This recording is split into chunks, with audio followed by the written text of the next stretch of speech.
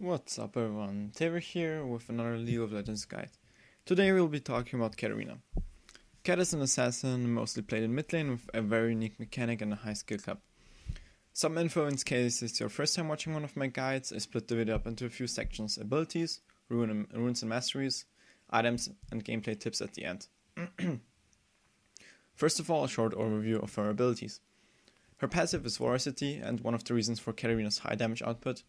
Your cooldowns are reset by 15 seconds each time you get a kill or assist. Q is Bouncing Blades. You throw one of your blades and are able to mark multiple targets. To mark and explode by auto attacks or abilities and will deal extra damage. W is Sinister Steel, a short range AoE damage burst that will increase your movement speed for 1 second if you hit an enemy champion. It's a nice farming tool. Also, Bouncing Blades is a very good farming tool, but I'll get into that later on in the gameplay section. E is Chunpo. It's a nice gap closer with a fairly long cooldown. It will increase damage reduction on yourself for 3 seconds after you've used it, and also deal damage. You can use this on allies and wards too for nice escapes.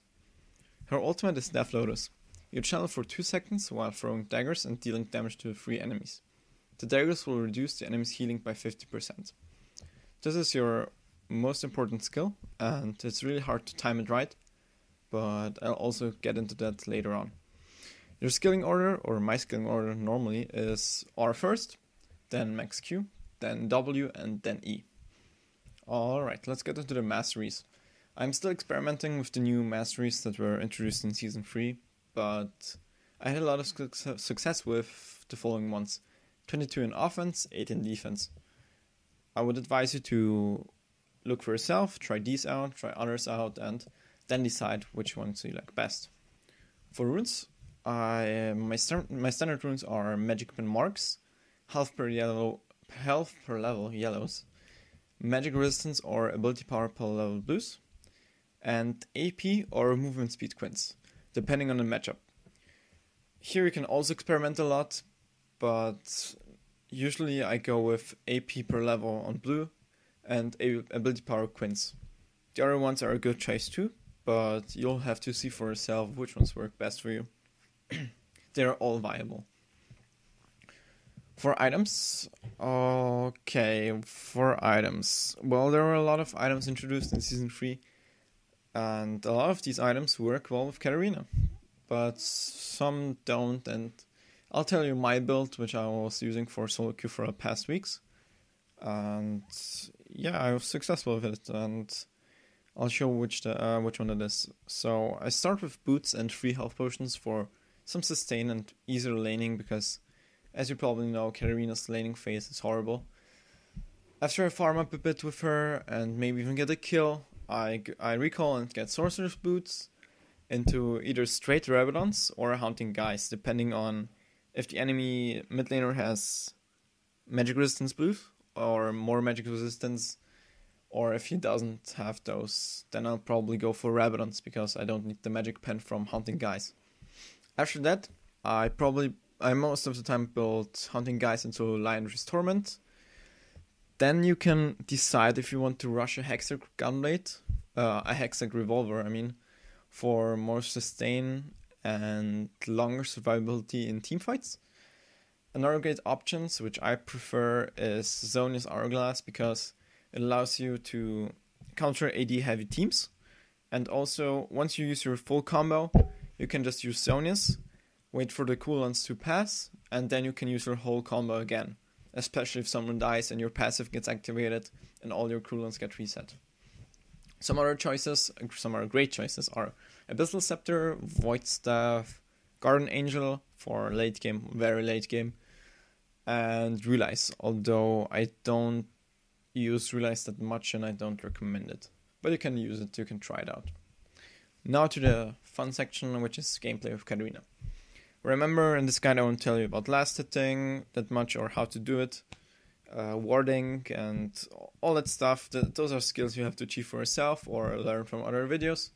Probably I'll upload one on these topics too, but this one's just about Katarina's gameplay, sorry.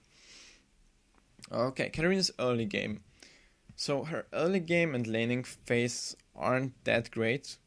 you probably want to just farm up. So what that means is, if you have an arranged mid laner in the enemy team, you want to use your Q to last hit minions and also your W. So the hard thing about the laning phase is to really get the feeling for how much damage you do to minions with your Q and W, and then last it with Q and W. Because you don't really want to push up the lane, because you can get ganked soon, and yeah, all that stuff. Sorry. So take Raves if you feel your lane is too far pushed up, or always save your E for escaping ganks. The great thing about Katarina is she can jump to minions, to allies, to wards with her E. And for example, if your flash is down and still want to play more aggressive during the lane, but are still scared of the jungler, you can just take a ward with you. And in the lane, you ward to your turret at max range, and then just jump to the ward, so it's a free flash. But, well, not a free flash. It costs 75 gold, but it's worth it if you survive. So my tip number 1 is last hitting with your Q and knowing when to throw it. That's a very important skill of Katarina, and you should practice that in custom games maybe, or just in normal games before you go into ranked.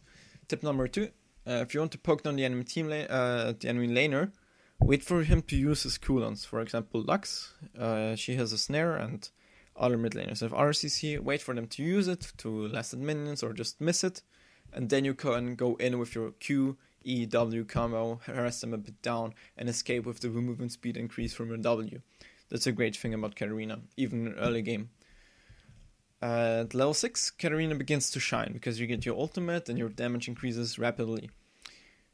You can do massive damage then. Your standard combo is Q, E, W, R. If you feel like you have enough gold to buy some items, even if it's just sorcerer's shoes, just push up the lane and recall so you don't lose that many minions.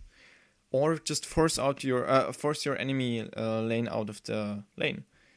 You can do this by just jumping on them using your ultimate, and even if you don't get the kill, you get them low, and maybe they won't feel safe anymore to stay in the lane and recall. So you can recall then too, or just farm up a bit more. And always keep your eyes open for jungler ganks and free kills on the map.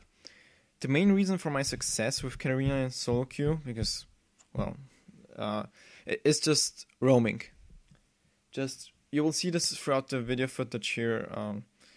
A lot of times I'm just running around the map and helping my lanes out, and that's what Katarina is great at, because she has a nice gap closer, which has a long range, long cooldown, but yeah, you can jump into enemies and just destroy them in a few seconds. So really keep your eyes open, not only with Katarina, but as a mid laner.